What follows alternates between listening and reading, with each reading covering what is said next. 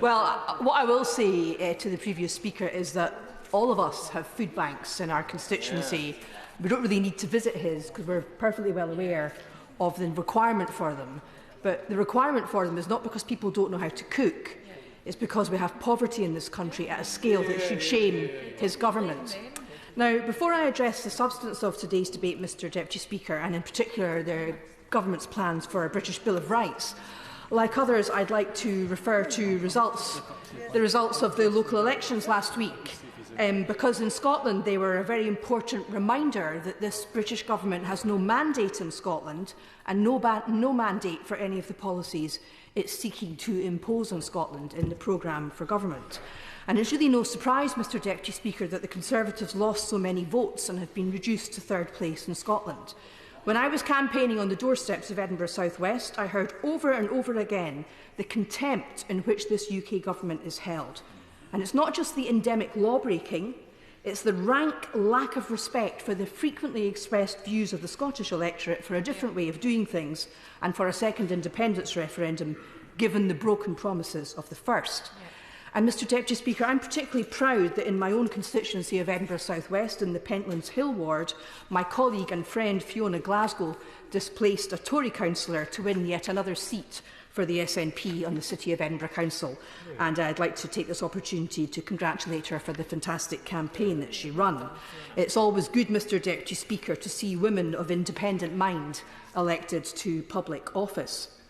Now, it was suggested by the leader of Her Majesty's opposition yesterday that this Queen's speech has no guiding principle. And he's right, insofar as it abjectly fails to make meaningful proposals for reversing the cost of living crisis. And that cost of living crisis is really hammering my constituents as well as constituents across the United Kingdom. There's nothing in this speech about cutting VAT on fuel bills. There's nothing about taxing big companies, not just the energy companies, but other companies with excess profits. There's nothing to increase benefits, and there's nothing to reinstate the £20 that was cut from universal credit. Instead, I heard on the radio this morning that the Cabinet met yesterday to chuck around ideas to deal with the cost of living crisis, but didn't come to any conclusions. Mr Deputy Speaker, the lack of urgency and the lack of focus of this government is as insulting to my constituents as it is callous. Nor does this Queen's speech contain any measures to compensate my constituents for the serial incompetence of the Home Office, not just in respect of the handling of immigration and asylum cases, but also now the issuing of passports. Lots of working-class families in my constituency have lost out on hard-worked-for holidays, and it's an absolute disgrace, and I'd like to know if the government is going to compensate them. Mr Speaker, I might not agree with everything the Leader of Her Majesty's opposition says. We disagree on the right of Scotland to self-determination, and I'd like to see him do more to stick up for women's sex-based rights and the rights of same-sex attracted people. But I do consider the Leader of the opposition to be a man of integrity. And I don't want to live in a state, Mr Deputy Speaker, where the government, with the assistance of their little helpers in the right-wing press, are able to influence the police to reopen a closed investigation into their political enemies. It stinks. And most of my constituents can see the difference between what seems to have been a working meal and the endless parade of parties with suitcases of booze and karaoke that took place at Number 10 during lockdown. People are not stupid. Yesterday, we were told in the Queen's speech that this government is going to ensure the Constitution is upheld. I have to say, Mr Deputy Speaker, I had to struggle to stop myself from laughing out loud. This Prime Minister can't even uphold the ordinary laws of the land. And in 2019, he rode roughshod over the Constitution when he unlawfully prorogued Parliament. And that was just the start of it. In 2020, his government introduced legislation designed to go back on an agreement they themselves had signed with the European Union. And now they're still at it with the Northern Ireland Protocol. Mr Deputy Speaker, I think there is a guiding principle of this Queen's speech, and I think it's this. It's to diminish the ability of this Parliament and the courts to hold this government to account. And we see it in the Bill of Rights, we see it in the Public Order Bill, and we also see it in the Brexit Freedoms Bill, which is going to expand executive power to amend, appeal or replace EU retained law by way of secondary legislation. So this House can't scrutinise it properly. So much for taking back control.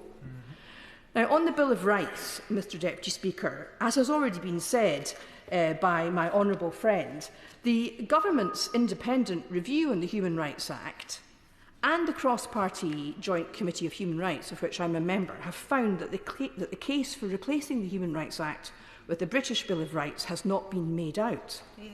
The independent review suggested only very minor changes to the Human Rights Act, noting that the vast majority of submissions to that review spoke strongly in support of our Human Rights Act. But this government didn't even bother to address the findings of their own independent review and instead published their own consultation on the same day that the independent review reported. It's really quite extraordinary. And yesterday, the Right Honourable Member for Halton, Price and Howden, who's not in his place and for whom I have a great deal of respect, but I disagree with him on this issue, he tried to suggest that the main reason for modifying the Human Rights Act is that it will give the government the ability to deport foreign criminals who've been released from prison. Well, in our recent and very thorough report on human rights reform dated 13th April, the Joint Committee of Human Rights examined that claim in some detail, and we found it to be unsubstantiated by the data produced by the government. And for anyone who's interested, those arguments are set out at paragraphs 223 to 234 of our report. We also found that the government's case that human rights legislation is in serious need of reform is not proven. This is not evidence-based policy making, and we concluded that the government's purporting to solve non-existent problems and offering solutions that will only cause confusion and detriment to those who need their rights protected. We said that if the government really wanted to strengthen human rights, they would improve how they are respected in general and improve education so that everyone knows their rights, and improve access to the courts for those needing to enforce them.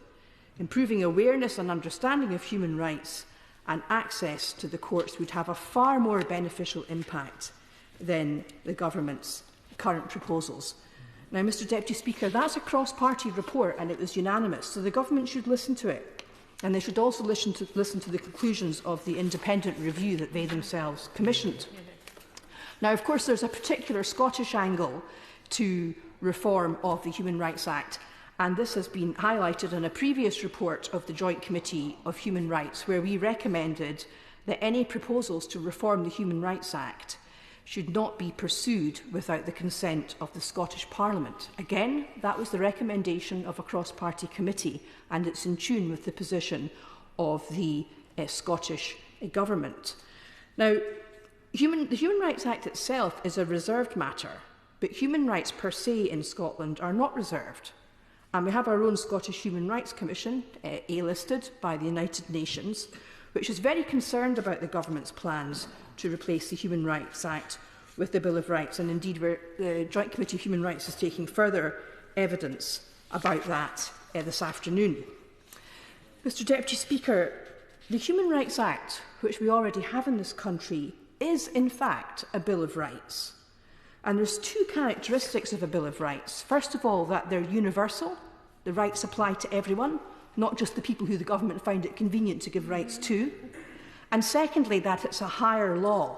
And that's why we have the Section 3 interpretive obligation in the Human Rights Act as it stands. And if you take these things out, as the government's proposing to do, then it's not, in fact, actually a Bill of Rights.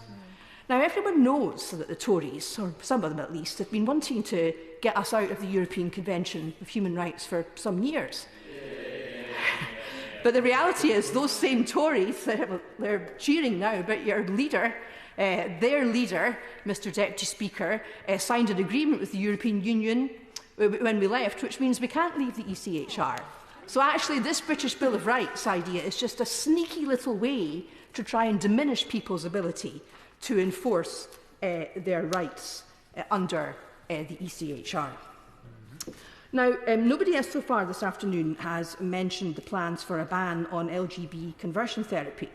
And I'd like to say that I support that ban, although I do think the evidence for how much it's a contemporary problem is questionable, but it was certainly a very serious problem in the past. I'm just going to develop my argument before I give way. However, I'm concerned that honourable members are coming under pressure to support a ban on what's described as trans conversion therapy, which ignores the interim report of the Cass Review and the testimonies of Tavistock Clinic whistleblowers and detransitioners. Now, there's an exponential rise in the number of girls seeking to transition, Mr Deputy Speaker, and many of these girls will be same-sex attracted. And it's important that this possibility and other explanations for gender dysphoria, such as autism, are able to be explored in a respectful way with a qualified therapist before young women embark on a road to medicalisation. Experiencing gender dysphoria in childhood or puberty doesn't necessarily mean that you are trans. Thousands of adult lesbians and gay men like myself will know this to be true. And I think it's really important that honourable members understand that trans-inclusive means assuming all children who say that they are the opposite sex are transgender. And it also means insisting they don't need psychotherapy if they say they don't want it. And Hilary Cass, former president of the Royal College of Paediatrics and Child Health, has been commissioned to report on NHS gender identity services for children. And her interim report, published a couple of months ago, has provided worrying information about the lack of normal clinical standards being applied to children with gender distress. More work needs to be done, but the interim results show a high proportion of cared-for children, those with autism or experience of abuse, and children who would be likely to grow up as lesbian or gay, presenting for gender services. So I'm advocating for evidence-based policy making. Let's wait for the outcome of the Cass report, and let's not be influenced by those who want to criminalise therapists who simply want to do their job and act in their patients' best interests. We urgently need proper informed debate in public and in Parliament, and this must centre on the well-being of children and young people. Now, we can only have those sort of debates in this place and beyond if we have free speech. The Tories say they believe in free speech and they want to better protect it as a right. But, Mr Deputy Speaker, actions speak louder than words. The Police Act passed in the last session, the Public Order Bill and the Online Safety Bill all contain potential threats to freedom of expression. And one of the problems with the Online Safety Bill is the introduction of a legal but harmful category for the removal of content. And this will create a situation in which people will be prevented from saying things that are legal but prohibited. And there's a really significant danger that the bill as drafted will lead to censorship of legal speech by online platforms, and that it will give the government unacceptable controls over what we can and cannot say online. Now, as a former sex crimes prosecutor, I completely applaud the desire to protect children online, which underlines the Online Safety Bill. But I'm very worried that this category of legal but harmful will enable vexatious complainants to exploit that lack of definitional clarity to try and shut down lawful speech on topics of public concern that are harmful and should be subject to censorship. I don't know, the honourable gentleman over there wanted to intervene earlier. I'll give way. Yeah. It's my lucky day, Mr Deputy Speaker. The honourable member is making a most interesting speech. Does she share my concern that the weight between primary and secondary legislation when it comes to the bill she refers to is worrying, because some of the definitions are so fundamental, such as freedom of speech, that they should be laid before this House rather than nodded through by some instrument or another, whether negative or positive procedure? I do share that. I don't think it's safe to leave setting out definitions which will impact upon free speech to a government minister in secondary legislation, particularly not a government minister in this government. But really what I'm most worried about is the online platforms, because I don't think the online platforms can be trusted to police speech in a way that's properly cognisant of the law. Not just the law on freedom of speech, but also the law on freedom of belief and domestic anti-discrimination law. Now, I'm coming to a close very shortly, but I just want to take Twitter as an example, because this is really important. Twitter's hateful conduct policy does not include the protected characteristic of sex. And so Twitter routinely censors perfectly legitimate contributions to the public debate on women's sex-based rights, while routinely ignoring threats of violence, and worse, to women participating in the debate. And in October 2019, the Joint Committee on Human Rights published a report on democracy, freedom of expression and freedom of association, in which we noted that Twitter has omitted sex from the list of protected characteristics in its hateful conduct policy. We recommended that they should remedy this, and in May 2019, a Twitter executive promised us she would look into the issue.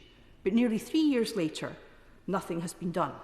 And this is a very real concern for the Online Safety Bill, because when women have challenged Twitter's unfair and discriminatory moderation policies, Twitter have replied that they do not consider themselves bound by the Equality Act in relation to the services they provide in the United Kingdom. And their argument is that because they're a company established in Ireland as opposed to the UK, they're therefore exempt under paragraph 2 of Schedule 25 to the Equality Act. Now, I'm not sure that that's right, but it's a loophole that could be closed in the Online Safety Bill. And I've already had some informal discussions with ministers about closing that loophole. So, to conclude, there's no point in saying that we need a Bill of Rights to protect free speech and then handing over the policing of speech to private companies such as Twitter, whose record shows that they can't be trusted. So on free speech, this government needs to put its money where its mouth is. Thank you, Mr Deputy Speaker. And it gives me great